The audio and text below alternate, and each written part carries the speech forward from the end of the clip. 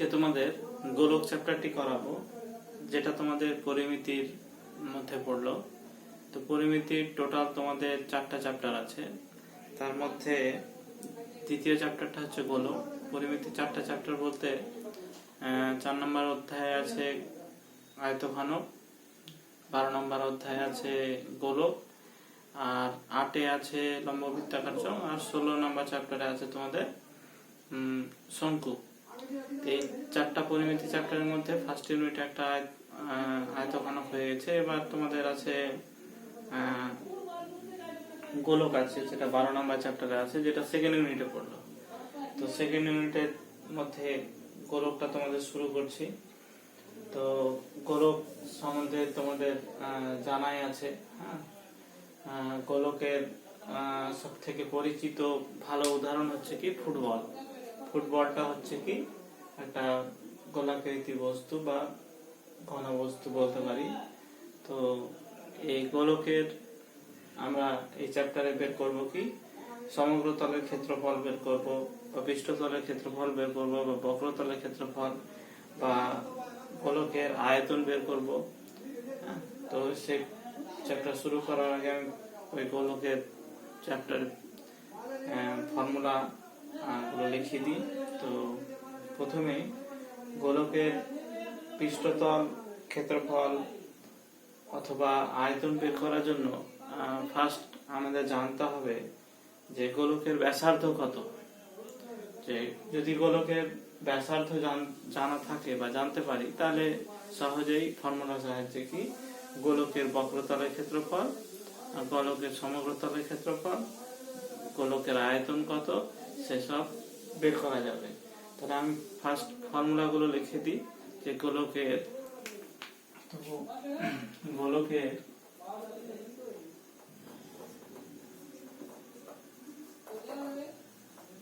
আয়তন কত হবে, ব্যাসার্ধ যদি আর হয়, আয়তনের ফর্মুলা হবে কি যে 4/3 পাই আর কিউব। এটা গোলক এরকম ঘনবস্তু থাকবে। এই ঘনবস্তু তো একটা আমি যদি ফুটবলই ধরি, ফুটবলের আয়তন কত হবে যদি ব্যাসার্ধ আর হয়, তাহলে আয়তন কত হবে 4/3 পাই আর কিউব ঘন একক।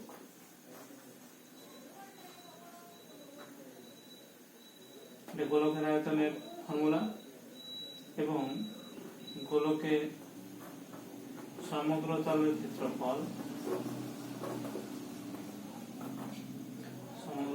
ক্ষেত্রফল, ইকুয়াল টু হবে কত 4 পাই আর স্কয়ার বর্গ একক। যেখানে আর হচ্ছে কি গোলকের ব্যাসার্ধ, এই আর মান বসিয়ে কি সহজে গোলকের আয়তন বা সমগ্র তলের ক্ষেত্রফল বের করতে পারবো। যদি এবার সম্পূর্ণ গোলক না থেকে যদি অর্ধ গোলক হয়, অর্থাৎ এরকম টাইপের যদি হয়,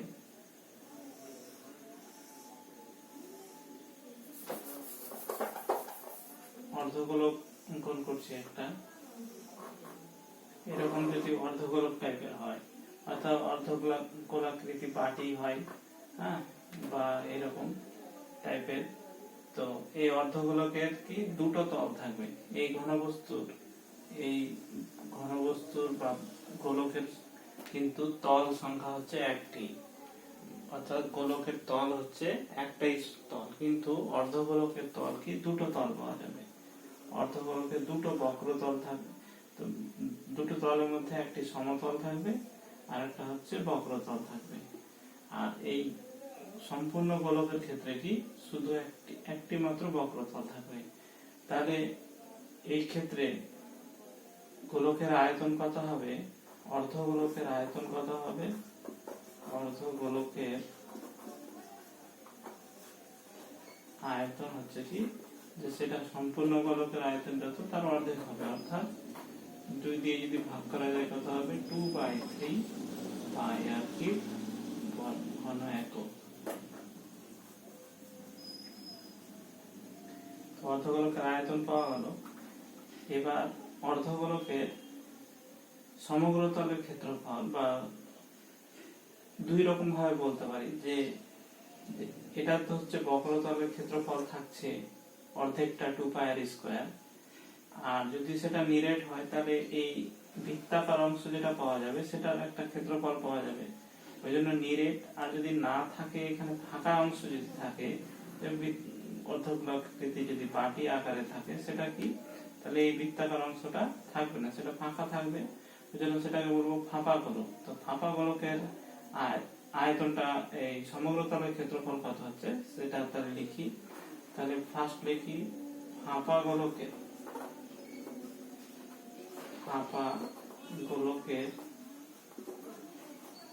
ক্ষেত্রফল,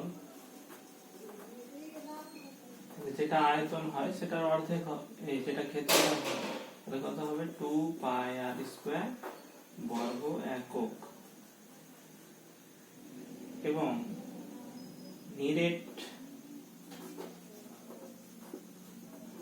নিরেট গোলকের ক্ষেত্রফল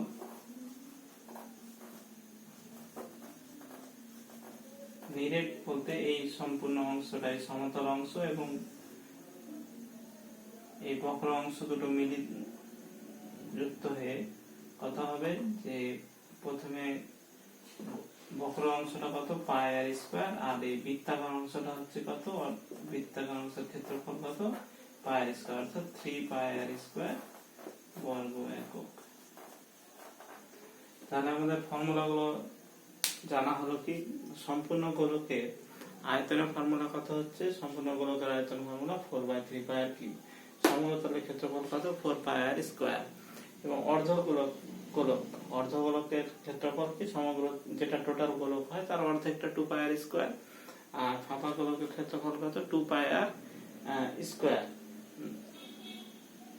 এবার নিরেট গোলকের ক্ষেত্রফলটা কত হবে, তাহলে যেহেতু এই নিরেট এটা সম্পূর্ণ ভরাট অংশ থাকবে, অর্থাৎ টোটালটা হবে কত, একটা বৃত্তের ক্ষেত্রফল আর এই বক্রতলের ক্ষেত্রফল সমষ্টি, অর্থাৎ 3πr² বর্গ একক। তাহলে এই ফর্মুলা গুলো দিয়ে সহজে অঙ্কগুলো সলভ করা যাবে। তোমাদের তাহলে বইয়ের 1 নম্বর অঙ্কটা করাই। যে 1 নম্বর অঙ্ক বলেছে কত, এটা পেজটা বলে দিই, পেজ হচ্ছে কত 183 এটা। তো 1 নম্বর অঙ্কটা বলেছে যে একটা গোলকের ব্যাসার্ধ দেওয়া আছে, তার সমগ্র তলের ক্ষেত্রফল কত। তো গোলকের যেহেতু ব্যাসার্ধ দেওয়া আছে, তো অর্থাৎ গোলকের ব্যাসার্ধ কত দেওয়া আছে, গোলকের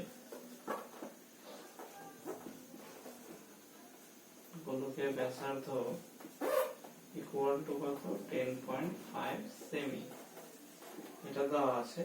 তাহলে সমগ্র তলের ক্ষেত্রফল, তাহলে সমগ্র তলের ক্ষেত্রফল, এটাকে যদি ব্যাসার্ধটাকে r ধরে নিই, সমগ্র তলের ক্ষেত্রফলের ফর্মুলা কি আছে, গোলকের জানা আছে 4πr²। তাহলে এখানে মানটা বসিয়ে দিচ্ছি, 4 পাই এর মান কত 22/7, আর মানে হচ্ছে 10.5 স্কয়ার। তাহলে কথা হচ্ছে 4, এটা লিখতে পারি 5/10, যেহেতু স্কয়ার আছে দুইবার লিখে দিই 10। এটা কাটাকাটি করলে সমগ্র তলের ক্ষেত্রফলটা পেয়ে যাব। অর্থাৎ এটা প্রথমে 5 দিয়ে গুণ করে দিই, 5 দিয়ে কাটাকাটি করলে 2, তাহলে এটা 5 দিয়ে কাটলে 2, এটা হচ্ছে 21। তাহলে এখানে 4 এর সঙ্গে 2 দিয়ে কেটে যাচ্ছে, 3 7 21। তার মানে কি, এখানে আমি 22, 3 আর 21 গুণ করলে সমগ্র তলের ক্ষেত্রফলটা পেয়ে যাব। অর্থাৎ কত হচ্ছে, এটা হচ্ছে কত 366, আর 21 দিয়ে গুণ, তাহলে 66, 6 দিয়ে 12, 6 দিয়ে 12, 13, 6 8, তাহলে কত হচ্ছে 1386 বর্গ কিসের কোন একক, বর্গ সেমি। যেহেতু সেমিতে দেওয়া আছে ব্যাসার্ধ, অর্থাৎ সমগ্র তলের ক্ষেত্রফলটা কত 1386 বর্গ সেমি পাওয়া গেল। এরপরে তোমাদের যে অঙ্কগুলো আছে 2 নাম্বার, 3 নাম্বার, 4, এই অঙ্কগুলো পারবে নিজে একই রকম ভাবে প্রথমে বের করে নিতে হবে যে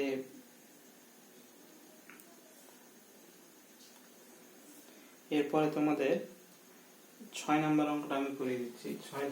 6 নম্বর অঙ্কটাতে কি বলেছে যে একটি অর্ধগোলাকৃতি বাটির কি বলেছে 127 বর্গ সেমি পাত লেগেছে। তো বাটিটির মুখের ব্যাসার্ধের দৈর্ঘ্য হিসাব কত? এখানে যেহেতু বাটি বলা হয়েছে অর্ধগোলাকৃতি, অর্থাৎ এটা কি হবে, অর্ধগোলাকৃতি বাটি বলা হয়েছে মানে এটা হবে কি ফাঁপা গোলক হবে, অর্ধগোলাকৃতি ফাঁপা। তো অর্ধগোলাকৃতি ফাঁপা গোলকের আয়তনের বর্গ সেমি পাত লেগেছে, তা ক্ষেত্রফলের ফর্মুলা কত হচ্ছে 2πr²। তাহলে এটা কি 2πr² সঙ্গে সমান করে দিলে সহজে কি বাটির মুখের ব্যাসার্ধের দৈর্ঘ্য, প্রথমে ব্যাসার্ধ বের করবো তারপরে ব্যাস পাওয়া যাবে। তাহলে প্রথমে দেখি যে মনে করি বাটিটির মুখের ব্যাসার্ধ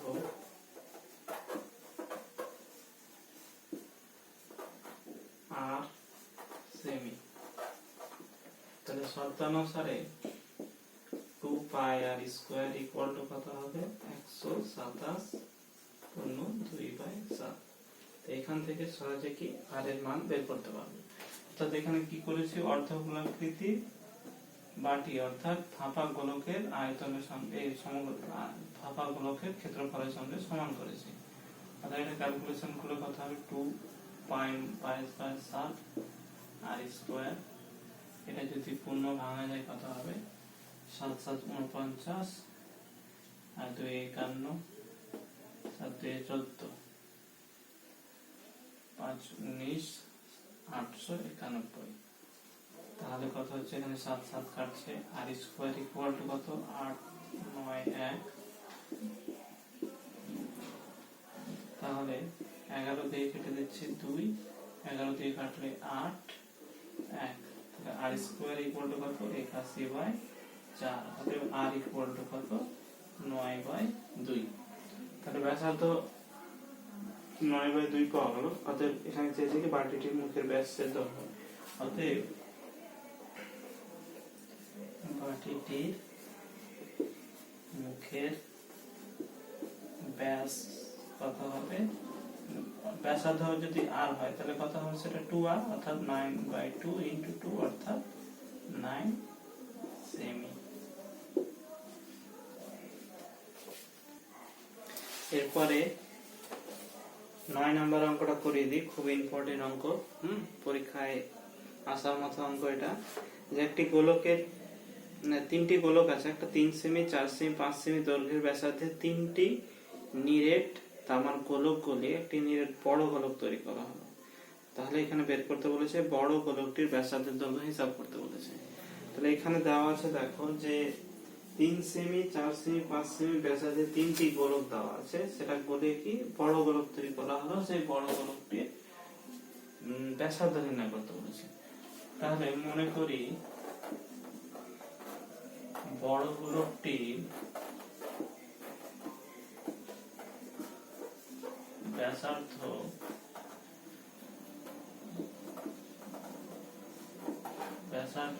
আর সেমি।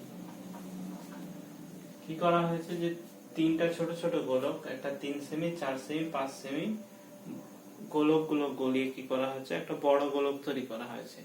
তাহলে সেই বড় গোলকটির কি ব্যাসার্ধ ধরে নিয়েছি।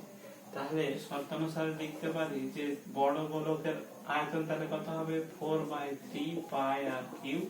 সেটার আয়তন সমান হবে কি 3টার আয়তনের সমষ্টির সমান হবে, অর্থাৎ যে 4/3π একটা গোলক কত আছে ব্যাসার্ধ কত আছে 3, তাহলে 3³ তারপরেরটা 4/3π কত 4³ আর একটা আছে 4/3π একটা হচ্ছে 5³ এই তিনটা গোলক গলিয়ে কি করা হয়েছে একটা বড় গোলক তৈরি করা হয়েছে যেটা ব্যাসার্ধ r ধরেছি।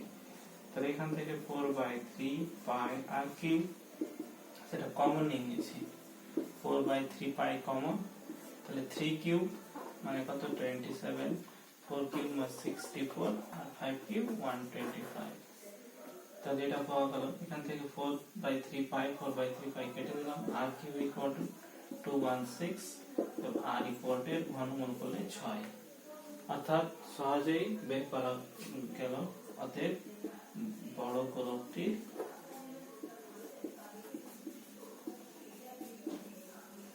ব্যাসার্ধ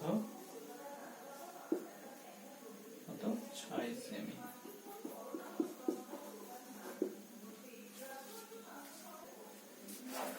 এরপরে তোমাদের 13 দাগের অঙ্কটা করিয়ে দিই।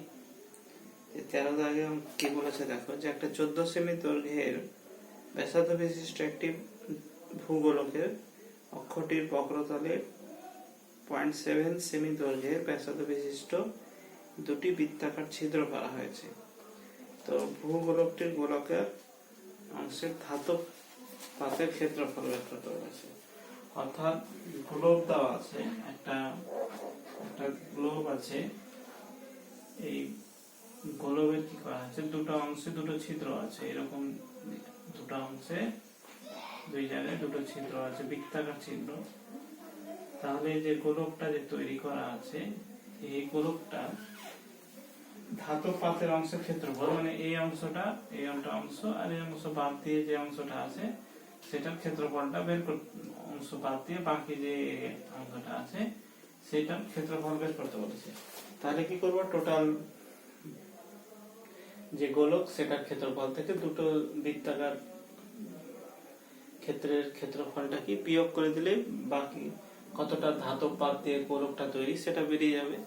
তাহলে কি করব, তো ফার্স্ট কি করছি, যে টোটাল ভূগোলকটার ক্ষেত্রফলটা কত সেটা বের করে নিচ্ছি। কি দেওয়া আছে, ভূগোলকের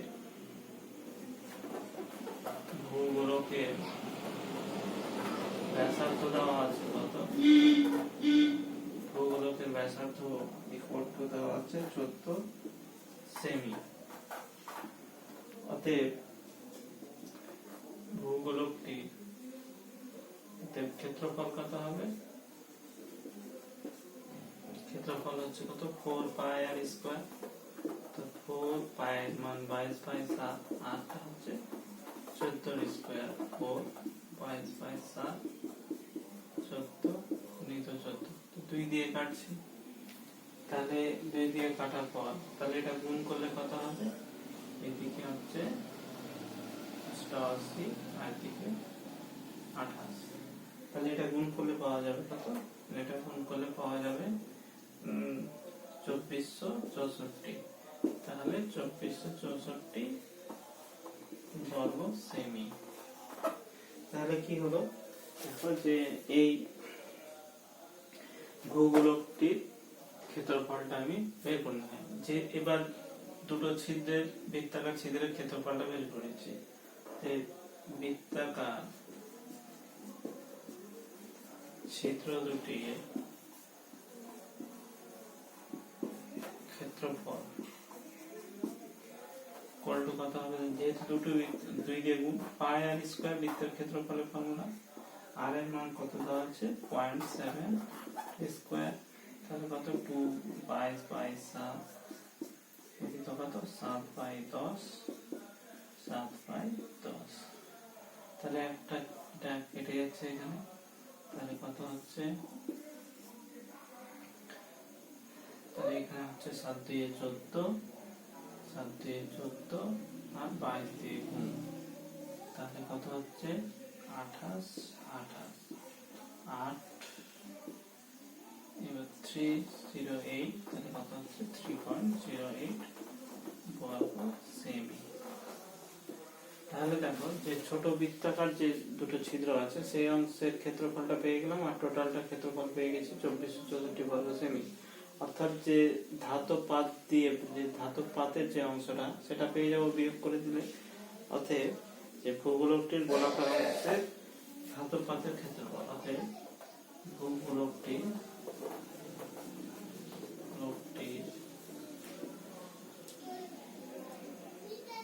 ধাতব পাতের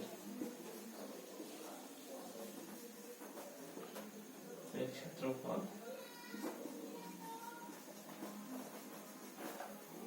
তাহলে কত 2464 মাইনাস 3.08, তাহলে বিয়োগ করলে কত হচ্ছে 0.92 2460 বর্গ সেমি। তাহলে এটি ভূগোলকৃত ধাতুপাতের অংশের ক্ষেত্রফল পাওয়া গেল। তাহলে এই অঙ্কগুলো করতে হবে একই রকম ভাবে, বাকি সবগুলোই ক্ষেত্রে আয়তন, ক্ষেত্রফল এগুলোই বের করতে হবে। তো বাকি অঙ্কগুলো করে নিতে হবে। বাকি অঙ্কগুলো আমি করালাম না, তো সেই অঙ্কগুলো তোমাদের হোমওয়ার্ক হিসাবে থাকবে। এমসিকিউ আছে সত্য মিথ্যা, আর বাকি 2 মার্কের অঙ্কগুলো তোমরা চেষ্টা করবে। যাদের অসুবিধা হবে আমাকে বলবে, আমি করে দেবো। ঠিক আছে।